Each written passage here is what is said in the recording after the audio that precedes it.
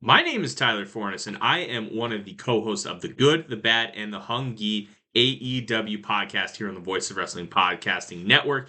We take a broad scope approach to the world of All Elite Wrestling and the entire universe of Tony Khan. We talk about the big matches, the big stars, the promos, the storylines, and we also look at it from a big picture perspective.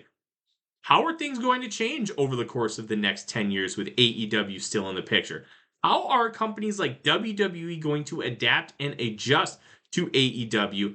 Are they going to be a similar way like they did with WCW in the late 1990s? Will there be a counterpunch? We talk about all of that and more on The Good, the Bad, and the Hungy every week on the Voice of Wrestling Network. Hi, I'm Case Lowe, co-host of the Open the Voice Gate podcast. The one question I'm constantly asked when it comes to Dragon Gate is, how do I get into the promotion? Well, stop asking and start listening to the Open the Voice Gate podcast, released every Wednesday on the Voices of Wrestling Podcasting Network. For exclusive news and show reviews, look no further than the leader in Dragon Gate coverage, Open the Voice Gate. This podcast is a member of the Voices of Wrestling Podcasting Network. Visit voicesofwrestling.com to hear the rest of our great podcasts, as well as show reviews, columns, opinions, and updates across the world of wrestling. Here we go!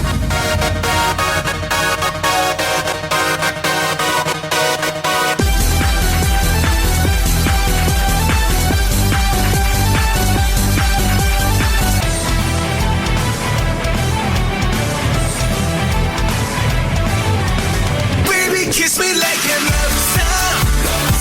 So that mama call me.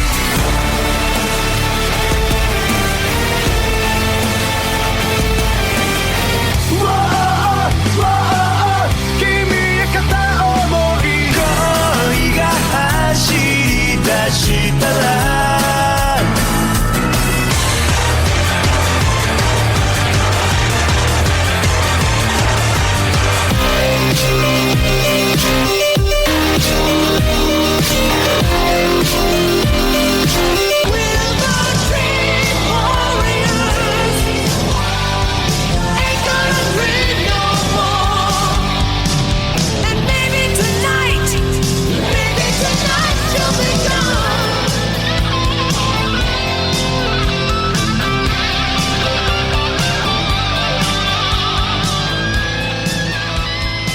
You're listening to the Emerald Flow Show on the Voices of Wrestling Podcast Network.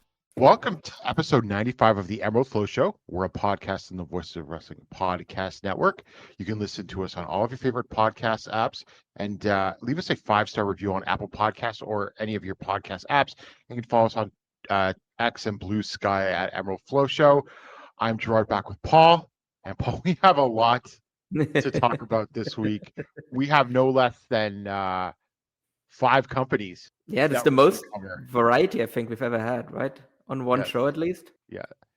I think so. If not a tie, but there's no way we've ever done more. Yeah, for sure. But yeah, I mean, I guess thanks to the magic of YouTube, companies can make a couple of bucks these days and get their stuff out there. Yeah. I mean, especially one, I think, is doing it in a very smart way, but like we'll get to that in a bit. Yes.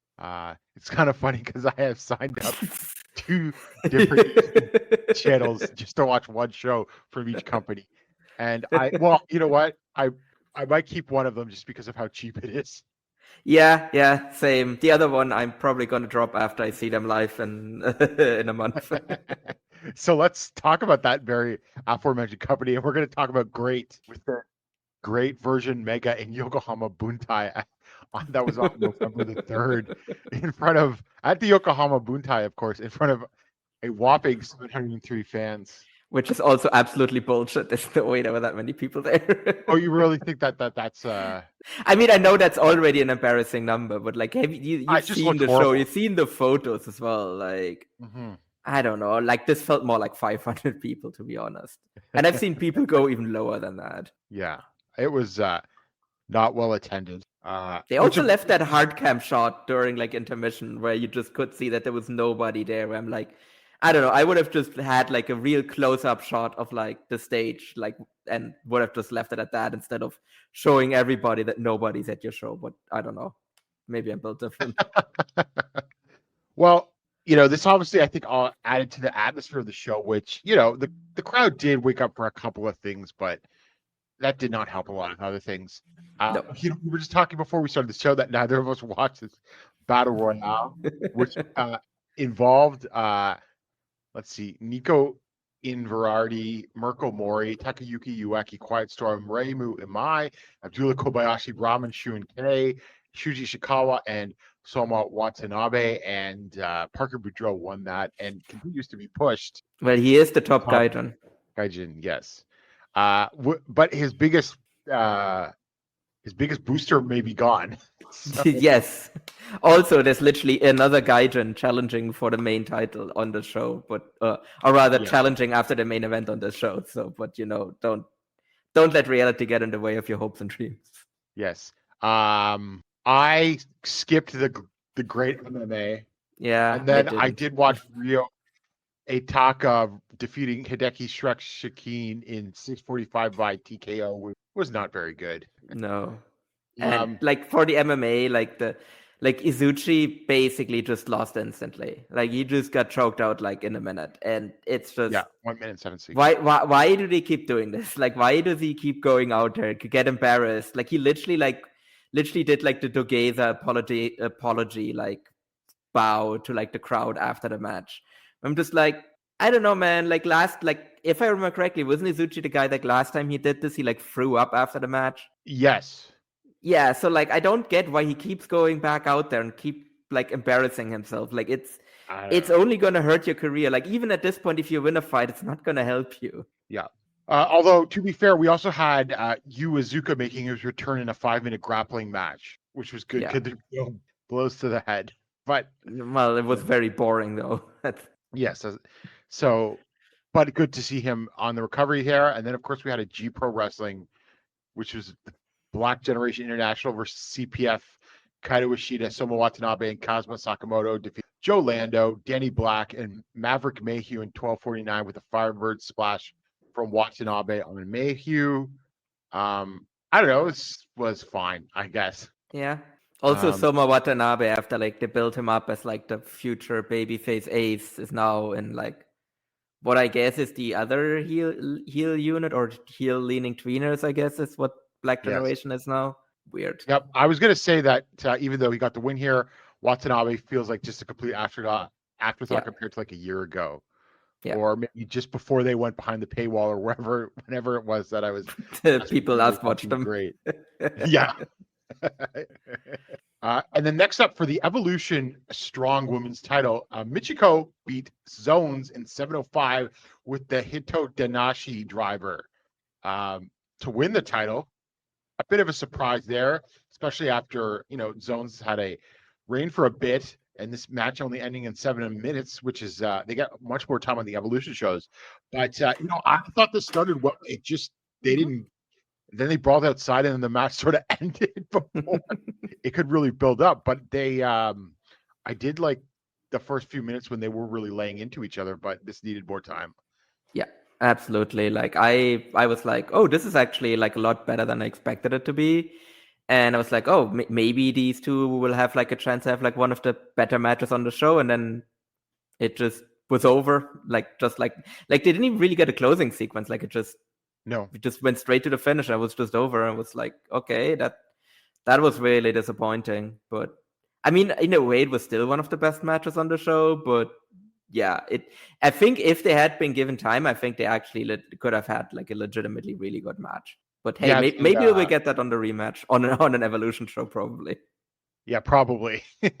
Although this is clearly a result of, shall we say, giving and taking in interpromotional booking. Yeah. As we'll get to it. Special tag match, T-Hawk and Naoki Tanizaki defeated Takahiro Yamamura and Shigehiro Irie at 8:24 with the pret-a-porter from T-Hawk on Yamamura. And again, this was a victim of the time. Yeah. No, again, just didn't get enough time. I mean, it was nice to like see the two Naoki Tanizakis team up with each other. probably for like the last time, or at least it kind of felt like that. Yeah, I mean, Yamamura again, I'm still a little like, I mean, at this point he's been wrestling for like 2 years at this point without injury. Has it been that long? Wow. Okay. Yeah, because like but I don't remember if it was his return match, but he had that like singles match with Kaito Ishida on like December 30th, 2023. So yeah, it's been close to 2 years at least. Wow. So, good on him. Good on him to like stay injury free and everything. So maybe I need to like get over myself when it comes to him. But I also hope, like, you know what? Like, if this whole promotion goes under, I really hope that he like finds a better place to go to. Because it's kind of a shame to see him waste his career in this. And then we had Great versus the Anti-Gray Monsters. TJP, Ryuichi Shaman Kawakami, and Brass Knuckles June defeated Junji, Minoru Tanaka, and Kotaro Suzuki in 12:53 with the knee bar from TJP on Tanaka. I mean, it was good, although considering some of the other matches that got time clipped, it didn't have to be all that. It didn't really even have to go that long. You just get TJP over. He gets the submission win over the veteran and everything like that. Even though Anti-Gray Monsters is such an annoying heel stable. Yeah, I think they're actually worse than a House of Torture. Like they're just even more like, because it's like what if the House of Torture were just like really annoying dorks about, like it's kind of almost like a parody of House of Torture in like a weird way. Like that's how like that's what like Ryuichi Shaman Kawakami feels like. He feels like a parody of evil. Well, and Kawakami keeps changing his gimmick. That too, yeah. And then again, they got the win here, and then they got completely dorked out after the main event as well. And then the next up was the Hayato Tamura return match / Czech Shamatani, Nobuhiro Shamatani farewell match part 1, because he would have another one on a Great House show. But Czech Shamatani defeated Hayato Tamura in 18-13 with the Spanish Fly.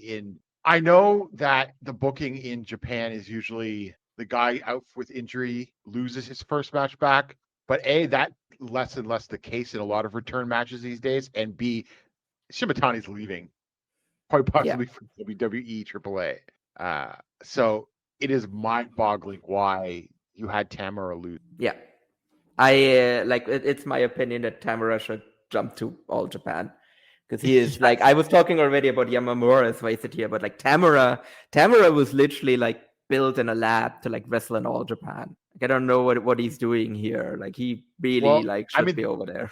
Or did Tamura piss some people off in the back, because they did push him as the champ at one point? Yeah, I mean that might also be the thing. I mean, his title reign wasn't amazing, but I fail to see how anybody's title reign in this promotion could be amazing. But yeah, I think it is booking malpractice to like have the guy on the way out go over, and then it wasn't even his real farewell match because he's having another one. That's the other weird part when I saw that they did the whole like bulk orchestra forever deal, but it's like, okay, but then like why are you like calling it his farewell match when like he's like it isn't his farewell match? He has one more match. Yep. Well, that's great booking. Yeah. The great, tremendous booking that Great is known for. Yes. Match was definitely one of the better ones on the show. Oh, yeah. And I thought Tamura looked pretty good for first match back, all things. Yeah, and Czech is great as well. I'm definitely going to miss him. He was one of those guys where I was hoping, again, he would like go somewhere else in Japan, but yeah, it seems like the Fed has like their teeth in him, but yeah, we'll see how that whole thing goes. Yes. And then special singles match, Suwama defeated Katsuhiko Nakajima in 18-32 with a backdrop. Paul, I didn't realize this was not for the G-Rex title. Not for the UWF title. I thought that's what. No. Yeah, but I think they're still going to do that though. I think that might be a thing where maybe they're going to do that later. Yeah. Yeah. So I did enjoy the match. I thought maybe it didn't quite peak with the finishing sequence, just a couple of suplexes, but I did enjoy a lot of the work going in, and with Nakajima working over Suwama's arm, and Suwama had some great selling in there for Nakajima, actually. in the match. So solid, but not quite great, I thought. I don't know, Paul, what did you? Yeah, this was a bit disappointing, I will say. I mean, it was really, really, well, not really, but it was good. Yeah. Definitely. But I guess maybe it's a victim of high expectations, where it's like, it was a bit missing in terms of like intensity. Like it just, again, I don't know. I mean, maybe like both are like affected by like being like in front of like a basically empty building. So it just felt like both of them weren't really like giving it their full effort, which I guess I can't really fault them for, but it was still disappointing. Yeah. After the match, though, they did have their handshake, which kind of said to me that they're not having a rematch. Yeah, but I mean, I guess maybe it was just to have Suwama on the show to like maybe draw a few additional tickets, I guess. Well, that didn't work. No, I didn't. They recreated the Kento and the flowers spot and everything, and nothing. No juice. No. Did you see that like somebody on like the YouTube video commented that like since it was so empty, they could have also just ran like Yokohama Radiant Hall instead? Well, the thing here, so obviously this was this win was the cost of having Michiko win the Evolution title. Wait, sorry, I muted myself. Yeah, that's the bizarre thing. That's like, yeah, I mean, I guess, you know what? Fair enough for great. Like, I don't actually think that's actually an unreasonable thing for them to do for once, but like they actually got something in return. Yes. Which normally they don't. They actually got something tangible in return. I'm just surprised it was Nakajima that was the one that was sacrificed at the altar. Yeah. I mean, maybe that's also more evidence that maybe he's also going to pack it up relatively soon. Or maybe he's like a certain CM Punk and has nowhere else to go, so just does what he tells him to. Maybe. You know what? I think now that I think about it, there might just be a promotion that I actually would want him to jump. Or wait, I don't think he's burned the bridge yet that he could actually jump to now that maybe he has a bit of life injected back into them. Is it 0-1? Yes. Well, you know, that's not the worst idea. And then we go to the main event for the G-Rex title. El Lindemann defeated Shima in 26-18 with a German suplex hold for his first defense of the title. I know, Paul, I feel like this had some moments, but it was way too long for Shima at his current... Clearly didn't give a shit. Yeah. Although I didn't think it was horrible by any means. There was some good stuff there. But not as a one continuous 26-minute match, though. Yeah. Oh, yeah. Of course, I could give this like a 3.5 or something, right? No, like especially given how much we've complained that there were like other matches that didn't get enough time on the show. Like if you take 10 minutes away from this, like you can have like Michiko and Zones go like over 10 minutes. Like you can give like the Naoki Tanizaki's versus Yamamura and Irie match like over 10 minutes as well. Yeah. So yeah, I think that actually would have made the show better overall. Yep. And it would have been a more cohesive and better main event because they just would have kept it shorter, and that would have been better for Shima and just all involved. And then after the match, TJP comes out to challenge, and TJP is also no longer a member of the anti-gray monsters. Yeah, that's really the thing. It's just like they do this whole big thing where like TJP is like a member of like literally it was his first match as a member of the stable, right? Like I think they very clearly said it that he was part of them, and then he just immediately turns on them after one match for like no real reason. Like it's not like they like teased anything in like the tag match or anything like that. It was just like, no, actually I hate you guys because why not? And yeah, I guess but to be fair, I think him versus Lindemann is going to be a good match. So at least as that, it's just yet again great booking. Is just incredibly weird. Yep. And of course, more things happen after the show because Shima is injured, and you can put air quotes around that. And he's had to vacate the G Infinity title. But also, Paul, would you believe it that his contract is coming up on December 31st, and it sounds like he's also not coming back. It's mysteriously injured. Had to vacate the tag titles as well, which, yeah, I would not be surprised if you see Shima pop up on like some shows, like January 1st, 2nd, 3rd, you know, like in that whole like period where there's just a million shows going on. I would not be surprised if you see a miraculous like Shima recovery where he is now back.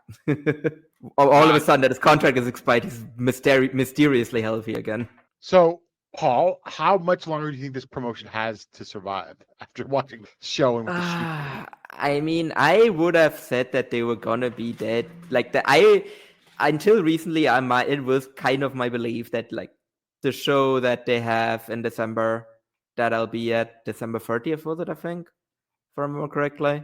December 30th in Shinjuku Face. I thought that was gonna be their last show, but they have announced a date in Osaka, I think, since then. So we know they aren't fully dead yet, but I think it's just gonna be I don't even think it's gonna be like, I think they're just gonna die. I think it's just gonna be like one day there's just not gonna be any more great shows. Yeah. And I think that might be next year, but I don't know, maybe if you trim down the roster like a lot and just run it with like indie scummers, I guess you can limp along for I was gonna say a lot of years. Contract is off the books. Yeah.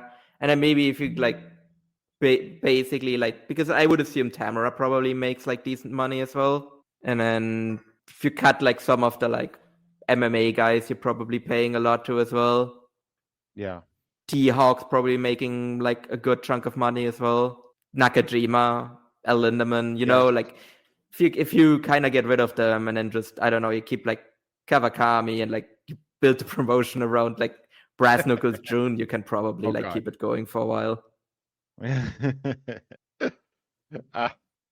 don't know. That's not much of a promotion in all.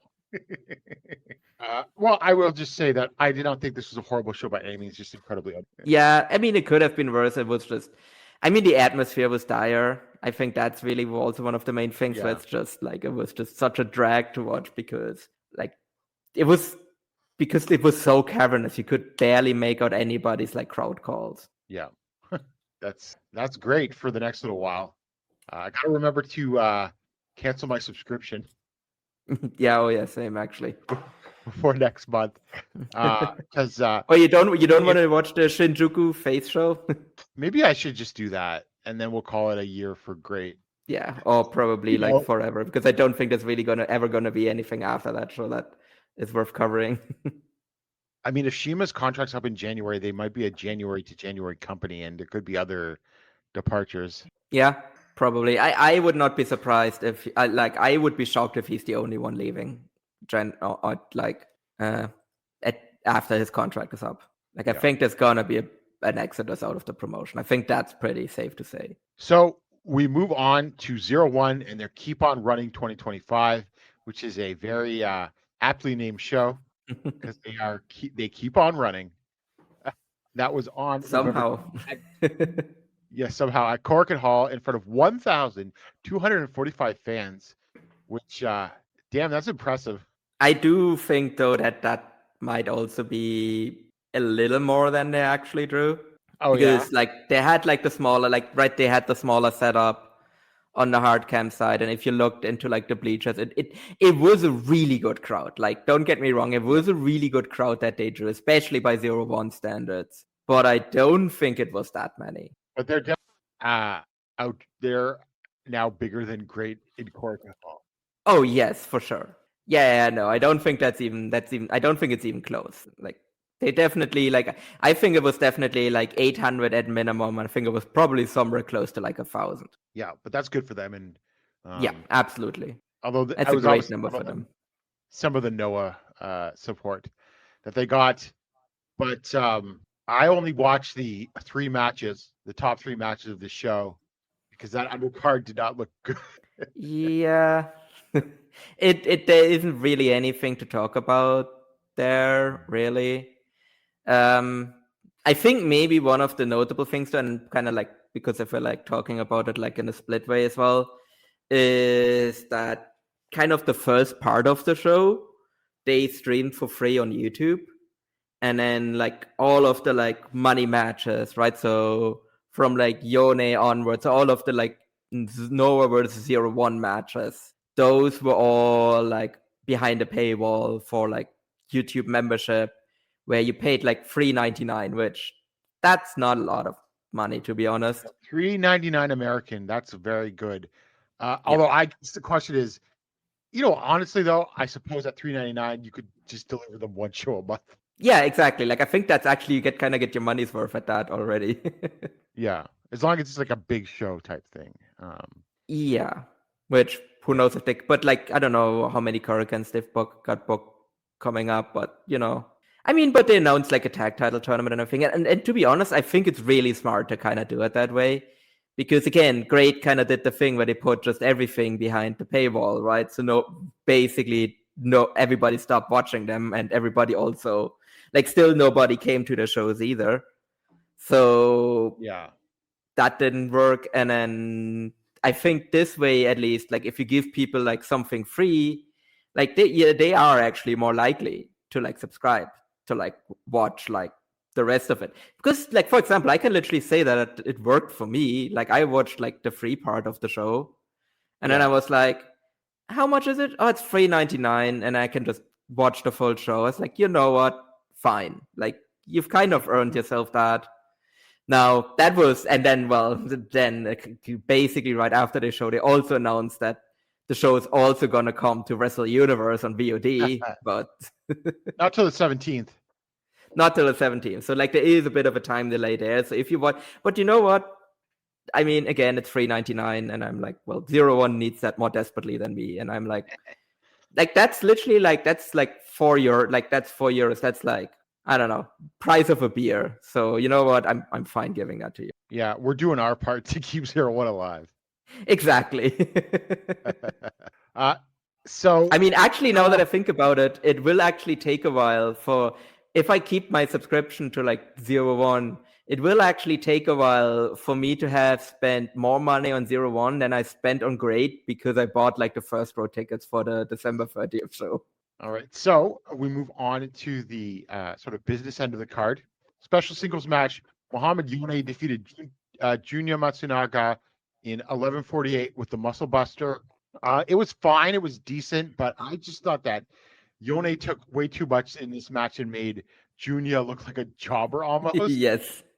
and just compare that to, because I quite enjoyed Go versus Junya last year, which I thought was a solid match.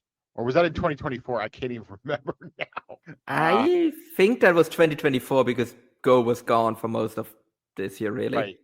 Yeah. But nevertheless, Go gave him way more than Muhammad Yone of all people did. Yes. Yeah, Muhammad Yone pulled rank here and was like, nah, brother, it doesn't work for me. I'm not going to sell your offense. I mean, I kind of enjoyed it. Though, kind of Yone kind of bullying Matsunaga. But yeah, it was definitely weird why like Muhammad Yone of all people got to do that.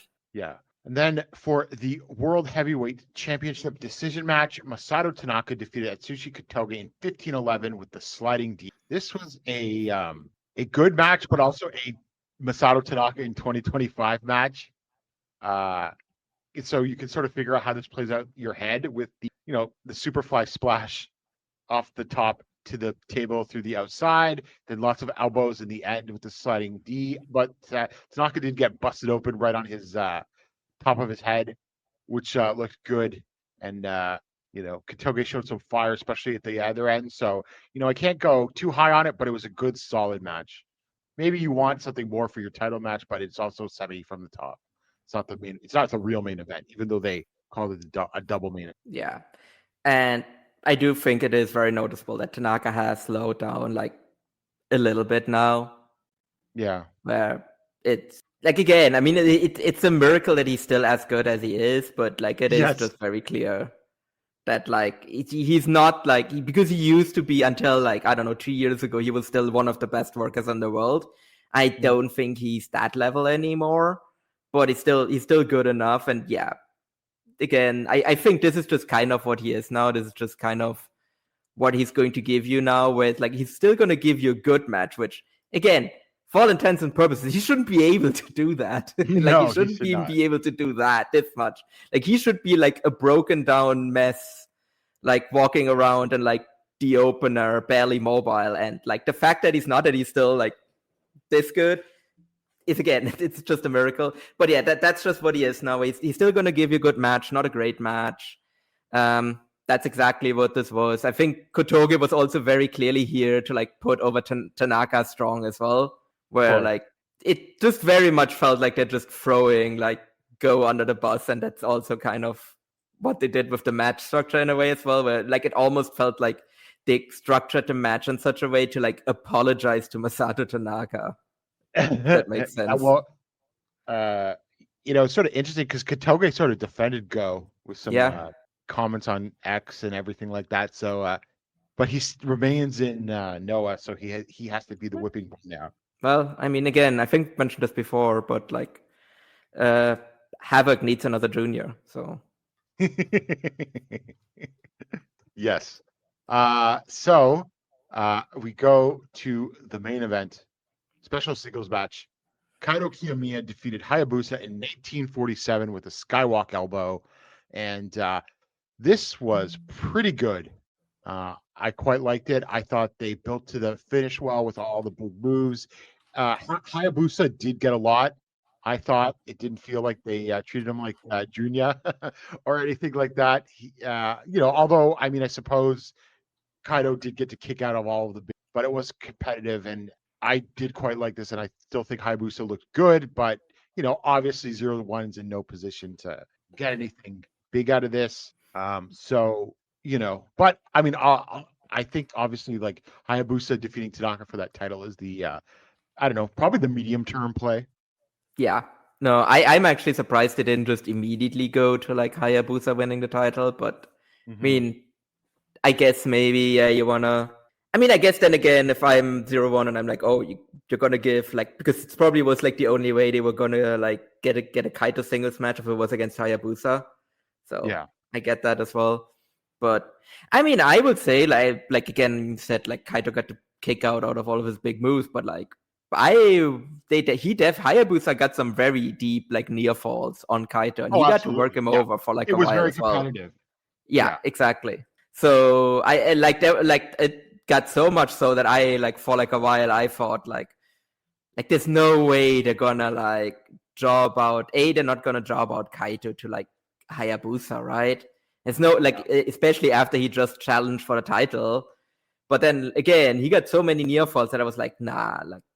I doubted myself at least a couple of times. I was like, sure, there's no way they would do this. But there was just that like sliver of doubt for me every once in a while. And again, I thought the match was good. Like I flirted with 4 stars. It didn't quite get there for me, but I went 4 stars. Yeah. Okay. Yeah. Fair enough. Like it didn't quite get to that level for me, but yeah, I think it definitely ruled. And I think like Hayabusa, because do we know like who's like, do we have an idea who's under there now? Is it like a completely fresh trainee, or is it like a guy that had like a bit more experience? They're pretty darn good. Yeah, exactly. That's what I'm thinking. Like if it is a completely fresh trainee, like they are like a super rookie, because like they are like really, really fucking good already. Like having had like a handful of matches at best, really. It's not Astro Man or whoever that was, right? I don't think so. Like I've literally heard really kind of nothing on who this even should be. Because normally people go like really in depth of like trying to like figure out who this is, like literally like analyzing like the way somebody like walks to the ring, or like look for like literally like skin marks or something like that. But yeah, I don't think anybody's figured it out yet. So like if it is really a completely fresh trainee, then kudos to like 0-1 for finding like one incredible diamond, I guess. Yeah. And hey, there's 2 more trainees as well that they announced on the show. Forgot to talk. Oh yeah, wait, did you even see that? Yeah. Oh yeah, you might have missed that. Yeah. So they did actually announce on the free portion, they actually announced 2 new trainees as well. 1 woman, 1 guy.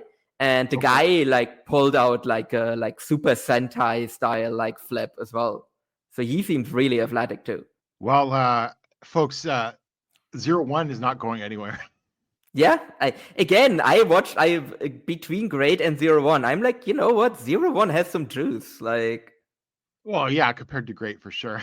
Yeah, but I don't know. Like I think with like the promotion, like it's not a great roster. Like it's still a pretty bad roster overall. Yes, it's still a pretty old roster overall. But like with Hayabusa, now they have like 2 more trainees as well. Like maybe they can build something. Like there's at least a flicker of hope here, which does not exist for GLEAT. Well, it should also be noted that, as reported by Joe Lanza, 0-1 guys might be coming over for WrestleMania weekend. Yeah, which I mean, I'm very interested in that because it seems like it's, who knows? I mean, that's the other thing. Like if it was like WrestleMania weekend from like a few years ago, that would be a much bigger deal because like who the fuck even knows like who's even gonna run there anymore? Like how much of a thing that even still is. Yeah. But I think it's at least a good sign that like whoever is in charge of 0-1 now, or like at least there seems to be somebody there who has like good instincts, you know? Mm-hmm. Because like them doing this like new like YouTube strategy where they're like, again, like splitting the show like this, actually like attracting like a crowd. Like, because like on the free stream, I think I saw like 1.5k people at like the height of the stream, like tune in live. For 0-1, that's good. For 0-1, that's really good. Yeah. So, and then also knowing that like getting some international eyes on you as well, you know, get some of that like, you know, US dollars, like euros and everything, with the yen like completely in the toilet, like getting yourself like some stronger currency like coming in is probably a good idea as well. So, well, I mean, let's be realistic here. There's only 2 people that are of any worth. Yes, yes. But again, but the fact that they even have 2, they only had 1 not that long ago. Yes. Well, I was going to say though, Masato Tanaka has worked several Mania weeks. Yes. So really, the big prize is Hayabusa. Yeah, but the fact that they've actually managed to, you know, because there was a chance that this was just going to fail completely. Sure. Like there was a very real chance that like, oh yeah, you're introducing a new Hayabusa, and there was a very real chance that people were just going to reject that because of the whole thing. Like again, that it's like a legendary gimmick, that the original Hayabusa's career ended the way it did, and like, you know, like that definitely could have like failed really badly, and it didn't. And it seems like they found a guy that is actually like good at actually like honoring the legacy of the original Hayabusa while like also like putting in like his own unique stuff as well. Yeah. So 0-1, keep your eyes on it. Yeah. Keep on running. They will keep on running. You can't stop them. Yes. No, you can't stop them. So, and then finally, we get to before we get to Noah and All Japan, we got DDT Ultimate Party at Sumo Hall. That was on November 3rd. And Paul, I can't believe they didn't announce a attendance because it looked good in there. Yeah. Again, they haven't done that for any show this year. Like it just seems to be what they do now. I mean, I think it's fair to say there's a reason why they seemingly drew very well in Sumo Hall. Yeah. Oh yeah. No. It's the, what's his face again? The idol guy. Kaisei, yeah. No, obviously. But I mean, it's not just that. Like, I think in general, they've drawn like good crowds. So like, I mean, definitely he massively helped, obviously. But if you look at like their other shows, like they've generally drawn pretty good numbers. So I hope they kind of stop doing this whole weird thing where they just don't announce crowds, because I would actually like to see where they actually stand now, because I think they probably, I don't know if they would be like outdrawing like what, maybe they would be outdrawing what Noah's doing. So just kind of hard to really estimate with them not telling us. Yeah, for sure. So you know, I'm not exactly someone that's going to sit down and watch a DDT undercard. So we started match number 6, which was Asuka defeating Daisuke Sasaki in 1623 with the Kaikoku. And Paul, this was the best Daisuke Sasaki match since the Keno versus Daisuke Sasaki match at the Cyber Fight Festival. So I think if you put Sasaki in some interpromotional matches, he'll do better. I mean, maybe he's more motivated in those. I should mention as well, I didn't get around to watching the show. As some of you might have heard, I was also on Omakase this week, and I had to watch a lot of stuff for this, and I literally forgot that we wanted to talk about the show until I looked at the run sheet. So that was a surprise, a pleasant surprise, because there have been some Sasaki shows on big E cards. And then for the KOD tag team title survival 3-way, Mao and Cannon defeated Yuki Ino and Yuki Onaya, who are also the champions, and Chihiro Hashimoto and Yu, team 200 kilograms in 1748. Ino pinned Yu in 1114 with the spear, and then Mao defeated Yuki Onaya in 1843 with the Cannonball 450. Paul, this was also really good. Just like all action the entire time. and then like 200 kilograms, like suplexing everybody. I have to say that not that I'm a big fan of these like 3-ways and 4-ways, but if you sort of put Dragon Gate as like being the best at doing a 3-way tag match, DDT might be the second best company that does this sort of thing with any regularity. Yeah, I can't really dispute it because I'm trying to think. Yeah, Noah does it every once in a while, but they're not that good, as we'll get to later. So I think it's fair to say that the 3-way tag match is a little underrated. DDT. They don't touch Dragon Gate, obviously. They have put that almost into a signature type thing, but I think DDT is a little underrated when it comes to that department. And then next up, the Dramatic Dream match.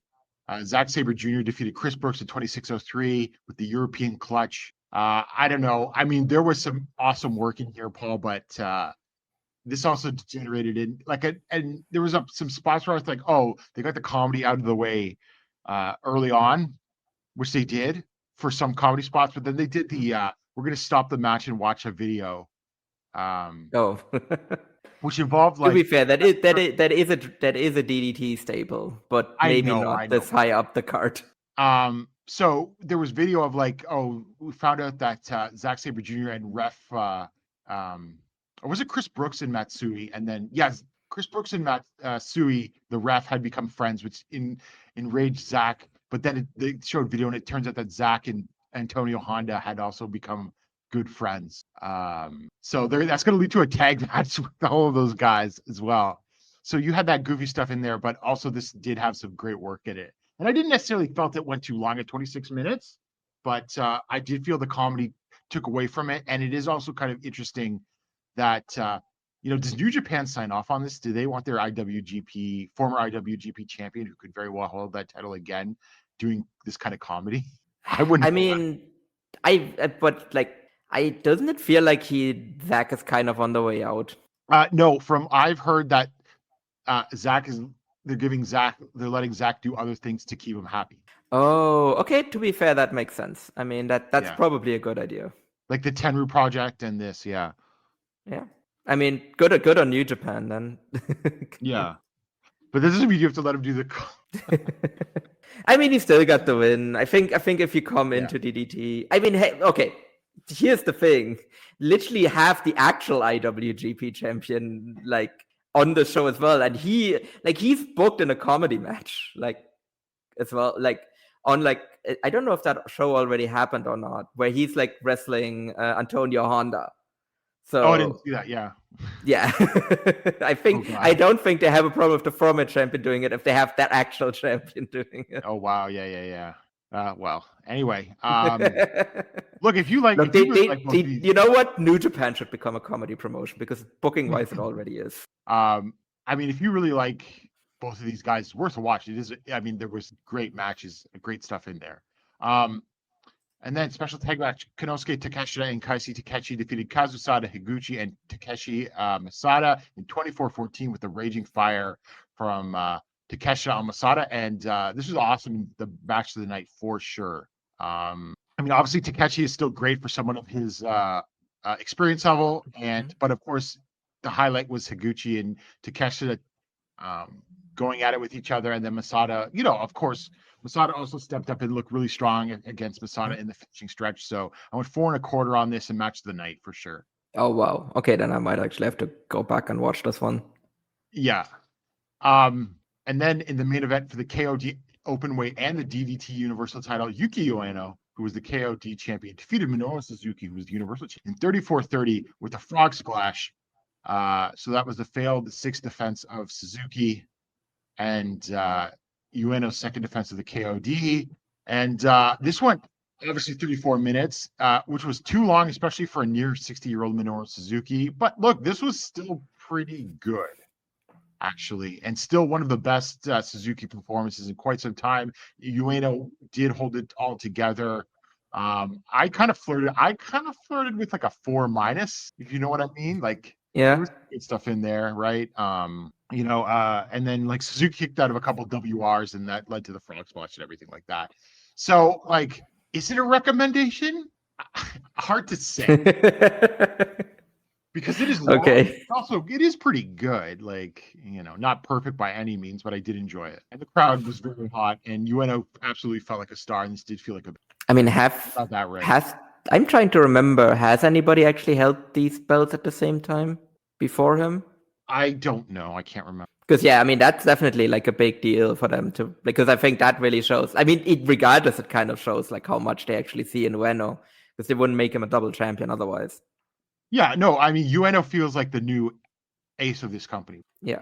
Now, how long is that going to last? I don't know, because they clearly also want to make Masada the new ace and the new Takeshita. Yeah, I mean, he's also, with Masada, it's also like, they literally are like, look, they literally turned him into like, we've got Konosuke Takeshita at home. Like it's so blatant. Yeah, which could also fall on its face. Yeah. But who knows? I mean, the thing is with Ueno, I mean, so far he's definitely a better in-ring worker, than Masada is. But who knows? Point, I mean, he still has time. Yeah. He still has time to develop. But I mean, Masada's got tons of potential. My only concern would be that they make him too much into a Takeshita clone, and the fans reject that. But otherwise, I mean, he's absolutely got the potential to be a top guy in that company, no question. And someone that could also be poached by somebody else, because he has the potential to be more than just like a DDT main eventer. Yeah, no, for sure. So that is DDT, and people didn't like. So I didn't watch the whole show, but people did enjoy it. I saw people saying like sometimes you just want like a 5-hour show. That's a lot of fun. And I have to say, like, the top half of the business end of the card was pretty good. This part, long, but I mean, DDT big shows are always incredibly long, which is funny. It is funny that like a comedy promotion does like some of the longest shows in Japan these days. Yeah, but I think that's actually exactly the reason why, because they just like have to get all of the different like aspects of the promotion in there. Super Sasadongo Machine has to do his PowerPoint presentation. Yeah, exactly. That alone adds like an hour to the show. All right, we move to Pro Wrestling No Star Navigation on November 8th at Korakuen Hall in front of 1,560 fans for Super No Vacancy Full House. Paul, is this your first Super No Vacancy Full House of the year without the Real Rebel? Yeah, definitely. Well, from Noah. That's for sure. Yeah. Okay, yeah. No, because Stardom also has like drawn like sellouts, but yeah, which is a good sign for Noah, because remember that last Korakuen. Well, but that there was no title match. Dog shit card. Well, it had the national title match, but I think it's pretty clear that like Galeno Demal was in no way a draw, and that made it. And otherwise, there was literally nothing there on that card. And it has been reported that Galeno is signing with AAA WWE. I mean, it's a bit of a shame, but I don't know. I don't know if he has the potential his brother has, to be quite honest. We shall see. I mean, he's still very young. I mean, his brother's in his early 30s, and Galeno's 23, 24? Yeah, no, he is still really young. And again, his brother was pretty mediocre for a while. Yeah. And then all of a sudden he became great. It was literally like he flipped the switch from like 3 stars at best to like my floor is a 4-star match. Well, I mean, he grinded in Noah for a bit, right? Remember his team with Rene Dupree? With Rene Dupree, and then he had like a pretty middling N1 as well.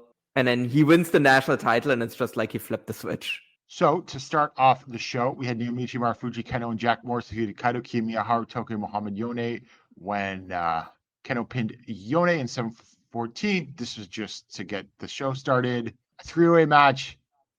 Dragon Bane and Alpha Wolf defeated Manu Busoya and Saxon Huxley and Uka Sasaki and Hayata in 5:40 with the Wolf Driver from Wolf on Hayata, which was only 5:40. Didn't get much time, but that was an interesting result, Paul. Yeah, I think the more important thing was like after the really important thing is like after the match, because the match itself, like again, it got like 0 time. I was literally just there to like get these people on the card. Mm-hmm. But we're gonna get Alpha Wolf versus Dragon Bane. I am very excited for that. They're gonna go absolutely January 1st. Nuts. Of course they are. Yeah. Going to be the highlight of the show, because I don't know what the main event of that show is going to be, but we'll get to that in a little bit. It's also the only thing announced for the show so far. Yeah. which not good, especially when you're a company the size of Noah. You need something. Yeah. And again, it's going to be a great match. I don't know how many tickets this sells, but no, not at all. So we go to the Noah Junior Grand Prix round 1. Kai Fujimura defeated Junta Miyawaki in 6:53 with the Golazo. Paul, I'm almost feeling embarrassed that I ever thought that they were going to push Junta as the ace. Well, I've already gotten pushback for calling it Junta got geeked when I said that on Omakase. I mean, look, you can have you want to have like upsets in the first round of a tournament and stuff like that, but I just feel like Junta's it's just a pattern with Junta. Yeah. You know? Like, because for me it's okay, like he had like a bit of back and forth with Kai Fujimura, but it's more of the like larger pattern of like him coming out, challenging Hiromu already completely brushing him off, then telling him he's not worth it to challenge for the title, telling him they're going to have a singles match. Then he beats him clean in that singles match, and then he loses to Kai Fujimura, where it's just like, that entire series just makes him look like just such a complete joke. Like he just does not look like anybody that should be anywhere close to the title. It's what he looks like. Yeah, for sure. And then so for the next match, which for round 1, Shuji Kondo defeated Black Mesa Ray in 57 seconds with the King Kong Lariat, and this might have been Black Mesa Ray's best match in Noah. Yes, I mean, it was kept short. It was fun, you know. It was fun. Kondo and tried to roll him up, and it was basically them trying to roll each other back up and forth, and then Kondo got the lariat. This was like 5 stars compared to like the Reeve Mask versus Black Mesa Ray. Oh, for sure. Like I'm happy. Like this was actually a lot closer to like what Black Mesa Ray was in like All Japan. Yes. It's like, yes, no, it is like a short comedy match, but he actually shows you that he can actually wrestle for like the little time that he gets. Yeah. And then next up, the returning Ninja Mac, fresh off of budget cuts from New Japan, defeated Alejandro in 8:29 with the Ninja Palm. You know, this was a quick, fun little high-flying thing. You know, didn't break any ground, but it was also the right results, I thought. I think Ninja Mac's back, and he's always over with the crowd. Yeah. Doesn't look great, though. So I don't know if he's injured or not. So yeah. I don't know how high his motivation level is going to be. That's my thing as well. Yeah, I think that might be. Yeah, because it seemed like getting into New Japan was his goal, and then that run just really fizzled out, and then he got cut. So yeah. Well, look, if he's, I would give him the chance in this tournament, see how he is. Doesn't give a shit, then I guess evaluate. Cut him, you know? Yeah, because he's in his mid-30s as well. Yeah, he's older than you think, and anything like that. Although Nosawa will sometimes hang on to certain foreigners long past their expiry date. Yeah, he's gonna bring like Tokyo Gurentai just as like an excuse to book Ninja Mac.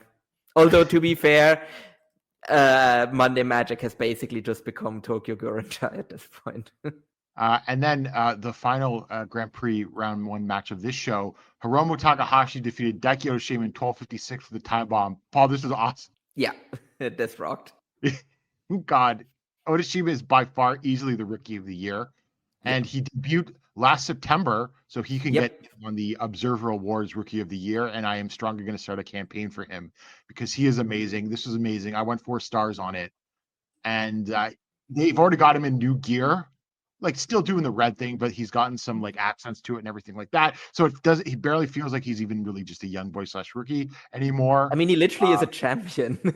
Yeah, he's a champion. So, I mean, given the state of this junior division beyond Hiromu, who's, you know, obviously like impressed and is working harder these days, Otoshima is the future of this. And I hope that, I just don't have that much faith in Nosawa with the juniors. Even if I don't know, but push young heavyweights, the juniors remain to be. I mean, but actually, like for me, the fact that they already put a title on him, the fact that he gave him this match with Hiromu, like the fact that it was also like the highest up the card out of all of the like tournament matches of this, to me, like shows pretty clearly like how much they actually see in Otoshima. Like the fact that they also gave them this much time as well, right? Like gave them nearly 13 minutes. Like, and really, like, and it wasn't just like Hiromu completely like dominating Daiki as well. like, I think to me that shows that Noah does know what they actually have of him. So like, I get why you're hesitant to like believe them, but like, I think just looking at what they've done with him recently, I think to me at least shows that like they very clearly know what they have of him, and I am confident that they're actually gonna like get this one right. Again, they might fuck it up, but I think right now all evidence points towards them actually knowing that like this is the future ace of the junior division. So, to the semi-main event for the GHC Tag Team Championship, Hank Walker and Tank Ledger defeated Masa Kitami and Takashi Sugiura in 15:30 with the collision course from Tank on Sugiura. The champions fall on their first defense. And we now have Hank and Tank as the GHC Tag Champions. Paul, everyone is trashing on this. I didn't really hate it. I mean, yes, there was some sloppiness from Hank and Tank and some interference, but I just simply cannot get as angry as everybody else can about this because, you know what? Here's the thing. And we'll talk about some of this in the main event. I do not watch WWE at all. Not even the big matches, not even for any reason. Not just because some of it is like, it's not even like me. Like, I refuse to watch WWE. There's some sort of like moral stand. I just don't have time for it. And I do not care for the style of professional wrestling, if you can even call it that they put out there. So, but yet I am not like bothered by this WWE collaboration, because all it is sending the young guys in and to Noah to get experience. And I like watching these wrestlers develop. So I don't know. This was perfectly fine, sloppy. I thought Sugiura and Kitamiya did try to carry this, and I simply just cannot get worked up about this. I don't know. What do you feel? I don't know. So here's my thing. It's like, I don't think these guys are any good. I think the match was just bad. Just straight up, I thought it was bad. Like, it was just sloppy, and like, these guys don't really like. I think there's one thing where like somebody comes in and like wants to gain additional experience. I don't know if this really feels like that. I think these guys didn't show any kind of like aptitude to like adjust to wrestling in Japan. Then they immediately put the titles on them. Like, I think that's also the other thing that really bothers me about this, is that they made them champions. I think it's one thing where like, I don't know, you bring in like Hank and Tank and like they're like third from the bottom or whatever, wrestling like Ulka Sasaki and Hayata. Like, that's one thing. I think it's a whole other thing to like put the belts on them. Then it's the fact, like the whole booking of the like heavyweight tag titles where like Kitamiya and Sugiura haven't defended them like once. Like, this was their first title defense after winning them. And it's been 3 months since they won them. And that's pretty shit. And now they're on 2 guys where like, because the WWE guys, it's going to be a pain in the ass to actually get them off them. So I think that's really fucking stupid. So yeah, no, I just, like, in general, like, for example, if you like it, just in general, I don't really mind them bringing in people that maybe like to like see them improve and everything, but like I just don't think that that's what this is for these two specifically. So I just really got really annoyed at this, and yeah, I just think it's a waste of everybody's time. All right. Well, also, what's going to happen is there's going to be Marufuji and Keno versus the former champions in a number 1 contenders match to face Hank and Tank. Yeah. And again, like I mean, hopefully it's just going to be like a, you know, like a V0 defense, and then we'll like switch it over to like Marufuji and Keno. I mean, it has to be, right? Like these guys are definitely not going to stick around long term. No, I would assume not. Could it be a January 1st thing? Probably. Yeah, unfortunately, I think it's going to be on January 1st, which like, I guess at least I know what match I'm like going to like take a bathroom break and like get another like refill of my beer. So that's nice. Okay, and then the main event for the GHC Heavyweight Championship, Smack Daddy Yoshiki Inamura defeated Kenta in 17:30 with the discharge. Kenta makes his fails on his 3rd defense, and Inamura is the 49th GHC Heavyweight Champion. First of all, I think that Kenta's reign, it did sort of get somewhat soiled by the Marufuji match. But I think that ultimately this was the right length and amount of defenses for this nostalgia reign in Noah's 25th anniversary year. And I think that overall, it was not Kenta's fault in that Marufuji match. So I think Kenta was the champion that carried himself well. So I have to get hats off to Kenta, who's the most improved wrestler of the year, actually. You know what? Actually, now that I think about it, I think you're right. And this also was the best match of his title reign. This was awesome. These guys had that chemistry that we saw in the Cyber Fight Festival when they faced each other at a tag a couple years ago. And just hard hitting all action. And I'm excited for Inamura. And I liked how they did it definitively, because they had Inamura pin Kenta in a tag match leading up to this, which sometimes, they're going to maybe fake it when the champion's going to retain. But no, they went all the way through to make Inamura look strong. So I think that helps. And this is definitely one of the best. Yeah, this is one of the best Noah matches this year, I think. Yeah. It's just been a down year quality wise in all the companies, especially for title matches, right? So this is up there. I went 4.25 on this match. Yeah, I definitely would put like Kaito versus Ozawa above this, but okay. Otherwise, yeah. Because I think it's kind of hard to, because again, it was January 1st. It's kind of hard to remember. No, that was this year. Yes. Yeah. Yeah. Now, what do you think about Inamura's character, though? It's weird. I don't really get it. I don't really get what they're trying to do. Again, like the name, whatever, like Smack Daddy, I don't think it's gonna sound as weird to like Japanese people, I guess. The whole like cowboy look is kind of odd. Like it's also weird that he's like the whole like half English, half Japanese gimmick that he's doing on his promos when like do you notice literally his name is spelled just Yoshiki Inamura in like like Latin script but no cap. Oh really? Okay, yeah. that is weird, yeah. It's not like Kenta then, yeah. Yeah. Which again, it's also weird that he's doing like promos in English when like Kenta's English is better than Inamura's. Because again, he's still, as far as I know, Kenta still lives in the US. And even if not, he's lived there for like 10 years. Like his English is like way better than Inamura's. So like that, like I don't really like, it's definitely not a gimmick for like an ace of a promotion. But then again, I don't think that's what Inamura is going to be. Mm-hmm. I'm just happy that they actually like pulled the trigger on him, because if he wasn't going to win here, he was never going to win the title. Yeah. And I also got the feeling I don't think this will be a long title reign either. Someone in the Voice of Wrestling Discord pointed this out in a discussion around Inamura's character.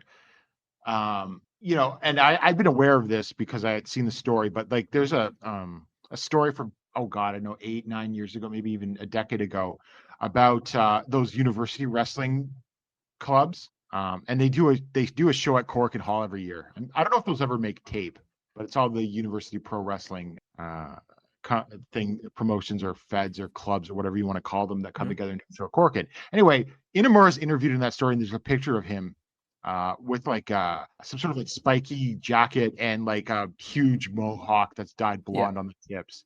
He's always wanted to be a theatrical character in pro wrestling, and I think he's actually probably, a lot of these guys love their American wrestling. Did you see?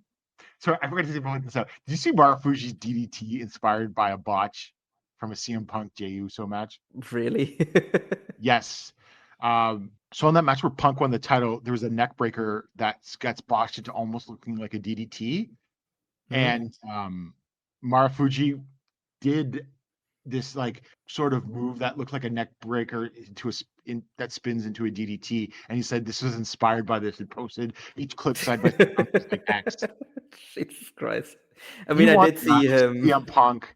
Marufuji wants to have a match with CM Punk so badly. Oh God, yes. Maybe that's something for January 1st. I don't think Punk will want to do it though.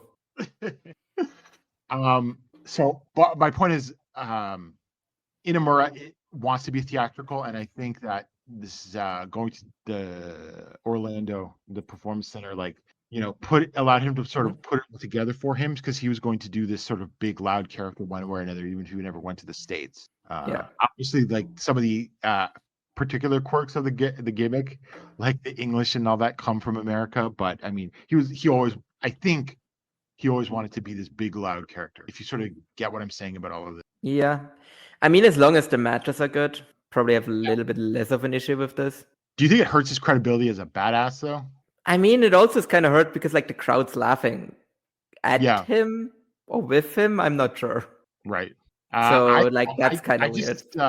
I'm not getting as worked up about it just because it's like, oh, I'm excited to see Inamura be the champion, and the match was awesome. Yeah. I mean, yes. I mean, that's the thing. That's where I'm at right now. I'm like, look, Inamura, like they finally pulled the trigger on him. That's good. So like that's something at least. Yeah, with this character, like I said, I think it's very weird. I don't think it's I just don't think it's like something worthy of a champion. But as I said, I also don't think he's going to be the champion for very long. So it's fine. And then after that, like that, you cannot like. I think they're going to give him one defense, and then I think he's going to lose it January 1st. To who?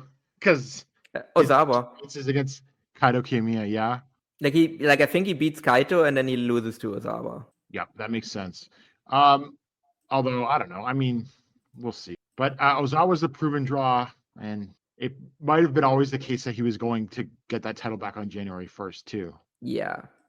And again, like the fact that they like keep him around constantly, I think, to me is a sign that he is gonna be able to come back pretty soon. Like, because if he was gonna be gone for like a much longer, then they wouldn't be like keeping him like around this visibly, because like what's the point of having a guy like hobble around on crutches for like 6 months, right? Like rather like have him go away and then have him come back fresh. But like the fact that he's basically on almost every like larger show, I think means something. And like the fact that he's doing this like over the top, like heel, like over the top, like quote unquote, I've changed my ways and I've definitely turned baby face kind of act.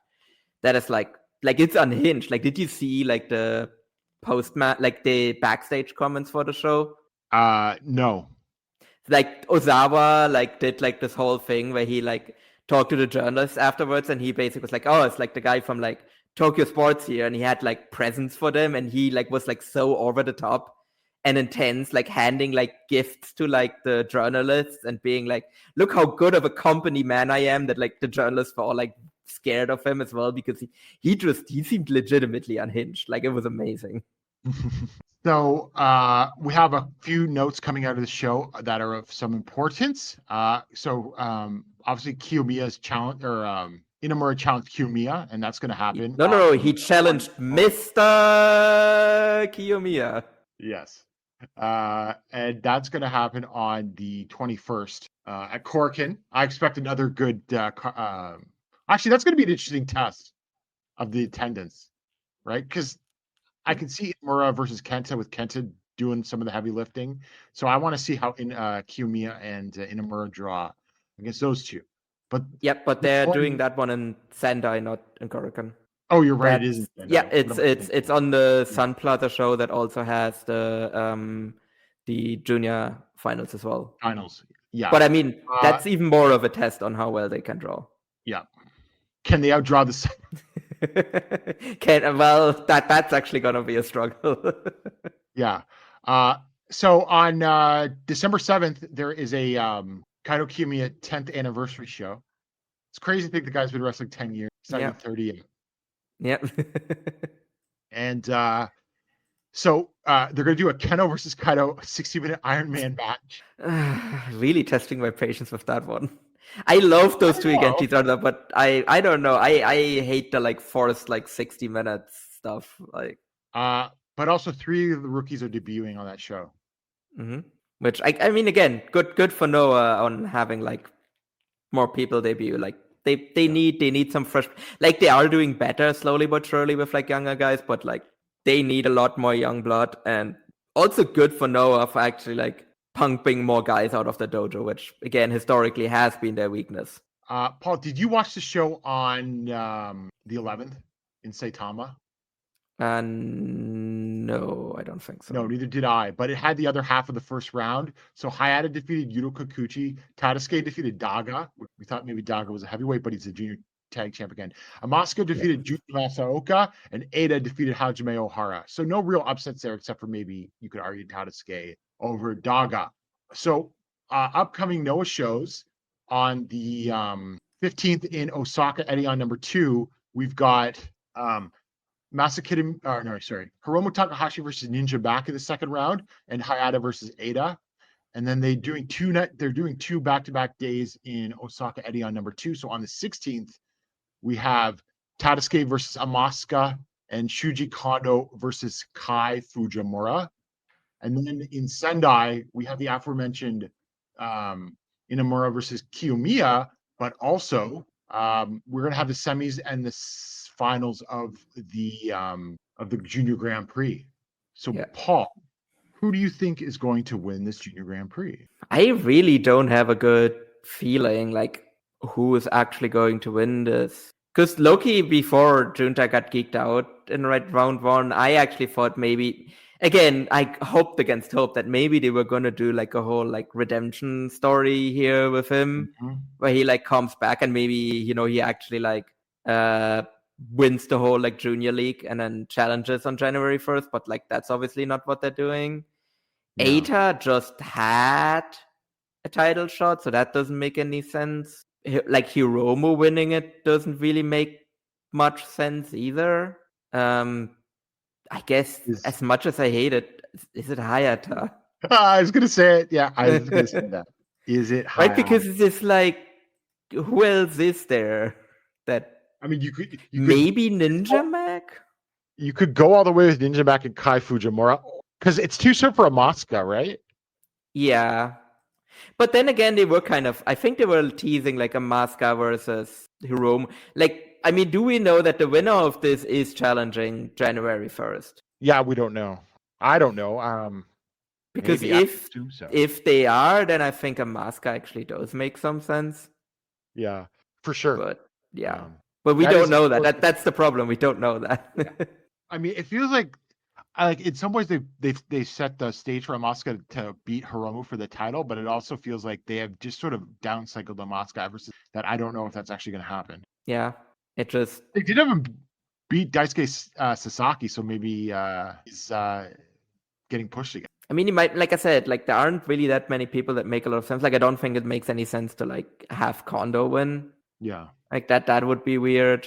Again, Kai Fujimura, I don't know. I don't know if if I see him at that level, like a guy that like should be like winning a tournament like this and challenging Hiromu on the Budokan. Because I also assume that like whoever wins, like whoever challenges Hiromu on the Budokan is also going to beat him, right?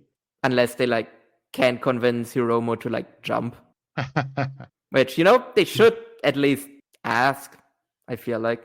Yes. And the last thing we'll talk about, also related to January 1st, Paul, there's rumors swirling around that because they could not get Nakamura in New Japan, there's going to be a tag match featuring Nakamura and Tanahashi at Budokan on January 1st. Oh, that's a beautiful fuck you. I think that's a great idea. I think you should absolutely do that if you can. If that happens, then it doesn't really matter what else they put on, because that's going to draw like at least what Noah's been drawing the past few years there, right? Oh yeah, no, absolutely. If Noah can actually give people the Nakamura Tanahashi match, then it's going to be a tag match. No, I know, but even having them in the same match, right? Like for one last time, because that's very obviously what people want. Yes. Then I think that's gonna basically take care of like what they can kind of like just kind of take it easy with the booking. I would almost say like if you can arrange that match, I would like consider like maybe holding off on some of the matches you were planning for that, because like why burn off money matches on a show that's gonna draw anyway? Yeah. Well, I feel at this point, if you know what, you can even cross off like two birds with one stone. You do like Marufuji and Tanahashi versus Nakamura and CM Punk. There you go. Or Nakamura and Jey Uso. I don't know. I think if Ozawa's getting the title back, you still got to do that on January 1st, though. Yeah. Oh no. If he's ready, you absolutely have to do that there. But then, do you want to put the title back on Ozawa when that might be the semi-main, even though they're going to call it a double main event? I don't know. I feel like I would hope that Noah would know that they have to put that one last, especially especially since hopefully they learned, because again, kind of right, they did that this year as well, where like Nakamura Ulka Sasaki wasn't the main event. Yeah. Like, it got high billing on the show, but it wasn't the main event. And I hope that they know that, like, if they do that again, like, that it would have to be, like, that the title match has to be the main event. You can't, like, put this tag match, despite the fact that it's obviously the drawing match. Like, it has to be the semi-main. And I think, I don't know, I would feel at least that, I know it's Noah, but I feel like from how they've done things recently that they're smart enough to know that now. We shall see, but you never know. I mean, that's... Yeah, I know. But I know that there's a chance that they're not going to do that. But, like, I feel like they've learned a thing. I think, for me, the moment of change is still, like, that, like, Budokan show from, like, not the Budokan, when they ran the Ariake Arena show, right? And they didn't put the JHC title in the main event.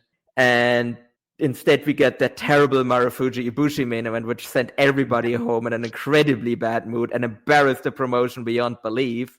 You know, I feel like maybe hopefully did. Like, it, at least so far, it seems that they really learned something from that. Yeah, well, I will just say this. I know that there's a lot of people grumbling about some of this WWE stuff in the Inamura character, but I am a little more hopeful of where Noah's heading overall, though. I gotta say, yeah, especially like, it's becoming a much more, like, healthy company, like, on, like, a fundamental level right now. Yeah. So then we move on to All Japan Pro Wrestling, their November 3rd show at Sapporo APA Hotel and Resort, where they usually hold their sort of end of their Hokkaido tour in front of 728 fans. Paul, they outdrew great. They outdrew great. They outdrew great. Yokohama, which is the second biggest city in Japan. They outdrew. I mean, Sapporo is decently sized. It's a major city, but it's not as big as Yokohama. And also in November. In November, in a hotel ballroom. Yeah. So you could draw your own conclusions from that. But we begin with Yuma Aoyagi, Yuma Anzai, and Dan Tamura defeating Jun Seto, Ryuki Honda, and Ryo Inoue in 10-14 with the gimlet from Anzai on Inoue. Good, solid opener. Kuroshio, Tokyo, Japan, Kuma Arashi, and Seigo Tachibana defeated Hikaru Sato, Noriyuki Yoshida, and Tomoya in 10-14 with the diving senton from Arashi on Yoshida. And Paul, I think this was better than I expected in terms of, just being a nice little solid 6-man undercard match. And honestly, I really always like Yoshida and Tomoya on these, on the Hokkaido tour. They are solid mid-carders. I mean, they are. I could have done without the, like, mid-match promo.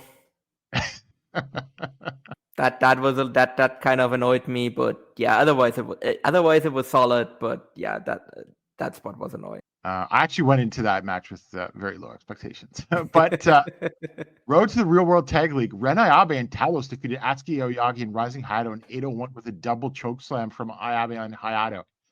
I know that the junior heavyweight people who, and this isn't specific to All Japan, just in pro in general, hate when this kind of thing happens. But god damn it, if Talos isn't so good at what he's trying to be. Yeah, I mean, again, it's a little annoying because these two are literally like the top of the junior division. Yeah, but then again, I mean, they're going to be in the Real World Tag League. Like, I don't think they're going to be treated like this for the entire league. Yeah.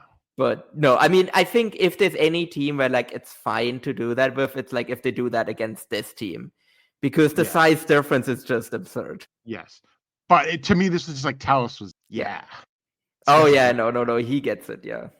Yeah, he's one of those guys where it's like he got into Japan and he seemed a little awkward at first, but like, he's figured out that like, no, in Japan you need to like lay your shit in. It's fine. Like people because I think in the US very often it's like a thing of like, can I actually do that?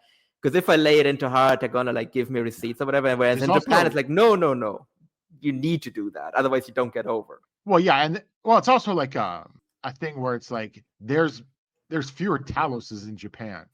Yes. These days, especially, right? Yeah. And where it's not. There's always some big lumbering big guy in any company, right? At least one, if not more, right? So he could stand out, and but he really is playing into it very well, no question. Yeah. And then another Road to the Real World Tag League, Zion and Odyssey defeated Go Shiozaki and Shotaro Ashino in 15-34 with a diving headbutt from Zion on Ashino. And Paul, the nicest thing I can say about this match, because it did go too long, it was just incredibly dry. I don't think it was like horrible or anything, but it's just boring. Yeah, it's just like, I don't know. I mean, I'm still excited about the Go Ashino team. Yeah. Like, I think there's still potential there, but like, yeah, Zion is just kind of okay. Odyssey is just like, again, like, it's just no matter who you put him up against, he's just not good. He doesn't show, again, as opposed to like Talos, he doesn't show any like improvement either. Right. Now, and the thing is also, look, fine. We are in the situation we are in with this team, but this is why you got to do 10 to 12 minutes instead of 15. Yeah. Oh, yeah. No, absolutely. Yeah. And then for the All Asia Tag Team Champion titles, Musashi and Seki Yoshioka defeated Hideki Suzuki and Shota Kofuji in 13:45 with the Estrella Futuro from Musashi on Kofuji to make their second defense of the titles. And Paul, look, this was a very good match in a lot of ways. It was just also the most formulaic match that you could possibly believe, given what the challengers team was. So guess what? I barely remember anything Hideki did in this match. And of course it was like Shota getting beaten up and then making a brief comeback and then, getting some hope spots and losing. Solid, good work, just incredibly formulaic. Yeah. I was kind of excited for this because I was like, maybe this like Hideki Shota team has like some legs, but I don't know. Yeah. This just was just very meat and potatoes. Hideki just seems really demotivated right now. I think we're kind of getting back into kind of like lazy Hideki a little bit here. Yeah, that's very possible. We'll see, but yeah, it's funny because had this. He showed the spark when he came in and did the jobs, and now here he is. We'll see. The Real World Tag League will be a real interesting. Yeah, that will be kind of a determining factor there. Yeah. Yeah. And then in the main event for the Triple Crown, Kento Miyahara defeated Hokuto Omori in 21:58 with the shutdown German suplex to make his second defense of the Triple Crown. And Paul, beyond a shadow of a doubt, this was the best Hokuto Omori singles match I've ever seen. This exceeded my expectations. Hokuto wrestled this 100% straight and as a wrestler. And, there was obviously the dynamic of him being the underdog, but he played that role very well. I thought the finish was very strong with him getting some of those surprise elbows on Miyahara. And I love the finish because he was just about to get to the ropes when Miyahara got him up and over for that shutdown suplex, sort of crushing poor Hokuto's dreams in his home prefecture and everything like that. And honestly, like, I've always said I don't think Hokuto is a top guy or even a Triple Crown champion, but he is better than what he is with Hokuto Gun, I think, and this proved that. He can be more than Hokuto Gun, but in this match proved it. Yeah. For sure. Like, he could be, like, if he was, like, I don't know, like Anzai or Yuma Aoyagi's tag team partner in the world, they were the tag team champions or something like that, right? And an occasional Triple Crown challenger. But he's spinning his wheels now in the Hokuto Gun thing. And, like, Hokuto Gun was tolerable because it was mid-card and they didn't do the stupid interference. But if you're gonna go out and put on a performance like this, now I feel like you're being wasted in Hokuto. Yeah, like one of the as much as I enjoy, for example, like the business tag team, right? Like they're great, or like as much as I really enjoy those kinds of teams. Like same with like the Yumas, it's not quite clear yet how good they're actually like gonna be together.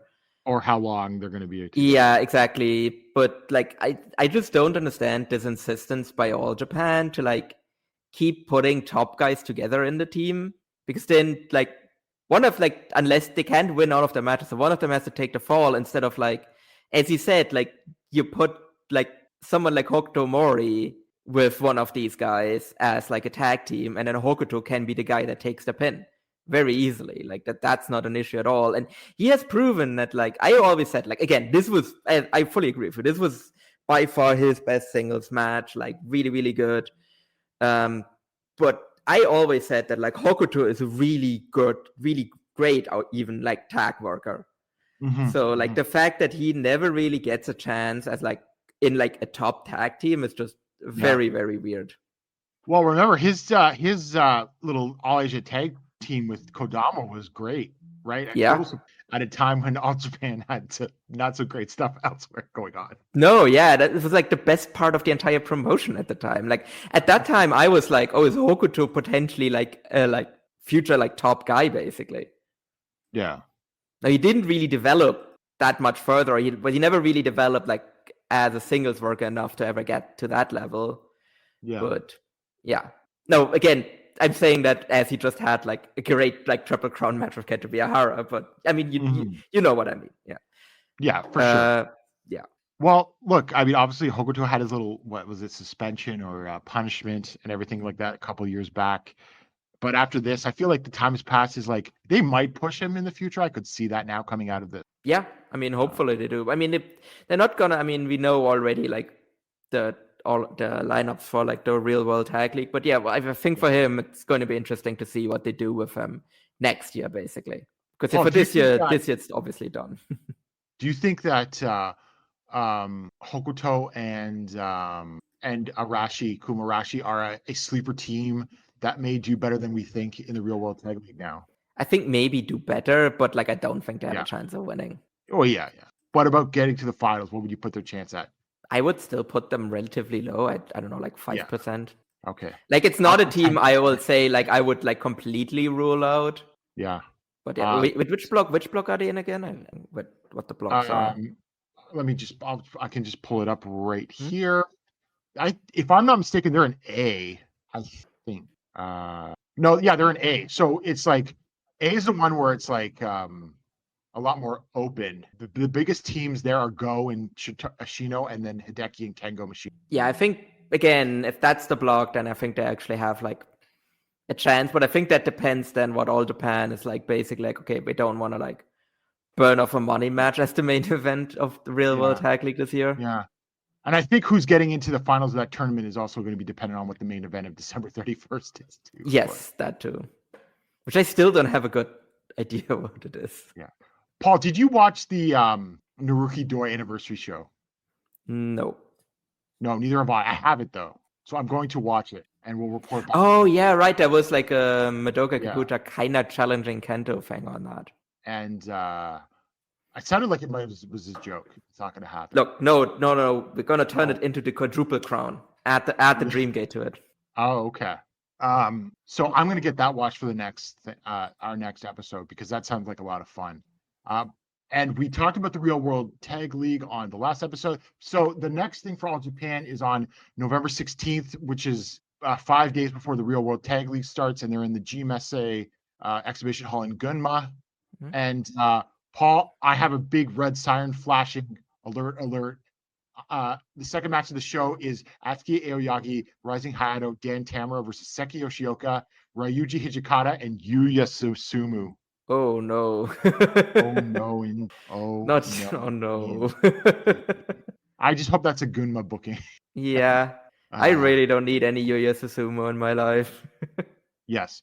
Also on that show, Jun Saito and Senor Saito versus Jiro and Tachibana, and then a 6-man tag title match when Hokuto, Arashi, and Takashi are defending against Yuma Aoyagi, Fuma, and Kikutaru. So I think it's safe to say who's retaining. The champions. Yeah. Yes. We've got Shotaro Ashino defending his Gaor TV championship against Ryo Inoue, which I'm looking forward to. Should be good. Mm-hmm. Although it's third from the top, so I hope they get so they get it.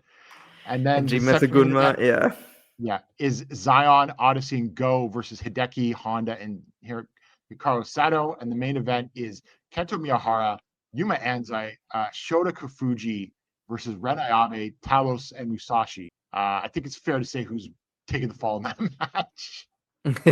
Yes. Although I'm kind of want to see how Talos works against like Kento and Anzai, who are the best workers in the company. Yes. I mean, it's kind of weird that they're doing all of these like Talos and Ayabe like matches against teams that are also in the Real World Tag League before the Real World Tag League. Yeah, but whatever, it's fine. I mean, it's a good tune-up for them. I will say that. So that is All Japan. I think the Hokkaido tour went well for the most part, and I think that you've got Nomura wasn't on it, but he's coming back for the Real World Tag League. I think that should be good. I think Hokuto giving the performance he did is a good sign for the future. And I just think since, let's be honest, Jun Saito losing the Triple Crown, I think things are being much better. Yeah. Sorry. I mean, the thing though is it's like But Jun Saito feels completely lost in shuffle. Yeah. Which again, he shouldn't if you just made him single star, which you tried to just do. Yeah. But he does feel lost now without his brother, which is why him just being left out of the league is just weird. There's a couple of things. I don't feel like I'm missing the Saitos as much as I thought I was going. Yeah, I mean, they haven't been around for that long. Yeah, but here's the thing: when Ray gets back, just keep focus on the team. Yeah, please. Oh yeah, no. Like I think we're done here with this. And I don't know what kind of. And I'm going to be completely honest with you because he's almost 40 years old and large and had his shoulder injury and those things nag you forever. I would think any Ray single stuff maybe a little. Yeah. Too beyond tournaments and that sort of thing, right? So just double down on the team. That is what made them. That is what gets the eyeballs. Yeah. No, very much like that. Like I think any kind of singles thing for the fighters should just be done now. You tried it. It kind of worked to some degree, but I think they're just much better as a team. I think that's their strength and that's where they should be kept. Yeah, and June doesn't need another triple crown. No, absolutely not. Maybe transitional champion at best. You established him. He had a decent length rank, got a bunch of defenses, beat everyone. That's all you need from him, really. Yeah. So that is all for this week. We got through all of those promotions in under 2 hours, which is actually kind of impressive. Because we didn't have a ton from each company. That is true, yeah. Yeah. But we'll be back. We should come back after the Sunday Sun Plaza show. And by then, the Real World Tag League would have started. So that is a perfect time to jump back in. But Paul, I'm feeling pretty good, better than I have in a few months about the way things are going. Yeah. Again, we might depending how much they're gonna show and everything. 01 has their tag team league coming up as well, and right. I'm at least willing to give that a shot. Do you know where I can find the teams? Yeah. Wait. I saw them. Wait, where is it? I just had their website open. Where is it? Oh, there's 01. It's I'm gonna send you the link. Because they actually did announce it on their website. Just gonna look through here. Where is it? Oh wait, I think somebody actually put it in the Discord. Okay. Let me just go to that real quick. It's yeah, they are on the Discord. Yeah. What are It's I'm gonna send them to you. Give me a second. No, that's not what I wanted. I know this is filling audio. I know. Here you go. Okay. So what do we got here? We got Hayabusa and Jensei Shinzaki. Amazing. We got Masato Tanaka and X. We have Sukataku Sato, and do you know who that's beside him? No. We got Chris Weiss and Violento Jack. I mean, I'm kind of into that team. I like Violento Jack. Yes. I gave him a chance, but it's been 2 years now. Junya Matsunaga, and who's that foreigner? JJ Gale. JJ, oh, he is British, right? Yeah. Yeah. JJ Gale. Okay. We got Yuko Miyamoto and Fuminori Abe. The team, our other partners, our normal partners, are injured team. I mean, that might also be the best team in the entire tournament. Yes. We have, is that Mama Sasaki and who is that guy with Mama Sasaki? Know who that is. They really should write out their names in katakana. Then I could read it. If it's in kanji, I can't read it. It looks like Ryuji Hijikata. Is that a rookie? Maybe. But it's not the rookie they just introduced. And then you got Takuya Sugawara and Benny, which he might be the biggest gap in talent. Yes. Benny was going to have to hard carry that entire team. Benny is going to have to carry that team. Honestly, though, for 01 for a tag team tournament, that's not bad at all. Yeah. Not bad at all. Is JJ Gale any good? I don't know. He's fine. I mean, the thing is, he's not amazing, I will say, but I think he's very solid. Yeah. So I think he's gonna do well. I am actually that match there, that first round match. I think is gonna be good. So Shinzaki and Hayabusa are winning this, right? Oh yeah, probably. I can't feel. I mean, I guess it depends who X is. Yeah, but then again, that's too much star power on that team. Yeah. Yeah, and for the nostalgia, But then who are they gonna face? I guess Miyamoto and Abe in the final. I could see Junya and Gale. Yeah, true. want to. You know what? Actually, maybe they have a chance as well, because I don't know how much interest like Shinzaki has in like carrying around the belt these days. Yeah, exactly. So that's also very possible, because they got to do something with Junya. I mean, he's got something, and for a company of their size, you push him. He could be something for them. Yeah. So it can't be all on Hayabusa, like. Yeah, exactly right. And there's really no one else, even among some of the younger guys, that have shown anything yet, except for Junya. So yeah, got to go with him. All right, so that is from us. So we'll be back in a little bit over a week, and so enjoy all the wrestling out there. Bye. Do you like wrestling trivia? Then check out the 5-Star Match Game, the Pro Wrestling Quiz Show. I'm Joe Gagney. In every episode, I grill 3 contestants with 5 rounds of power-packed wrestling trivia. We have over 30 evergreen episodes in the archives covering WWE, AEW, Japan, Mexico, and much, much, much, much more. Play along at home and check it out today. Hey everybody, my name is Jesse Collins, and I am the host of the Gentleman's Wrestling Podcast, a show right here on the Voices of Wrestling Podcasting Network. On the Gentleman's Wrestling Podcast, we take a deep look at individual issues and stories that are going on in the wrestling world. Each episode is about a different topic, and we take a thorough and educated look at things ranging from current booking trends to breakdowns on individual performers and angles to investigations into different fan cultures across the industry. In addition, we keep a close eye on the wrestling media, and as a professional journalist, I bring a unique perspective to how current issues in wrestling are being covered and discussed through the wrestling media. We have a revolving series of guests from across wrestling punditry joining us on each episode, and we hope that you make the choice to give us a listen on wherever you get your podcast from.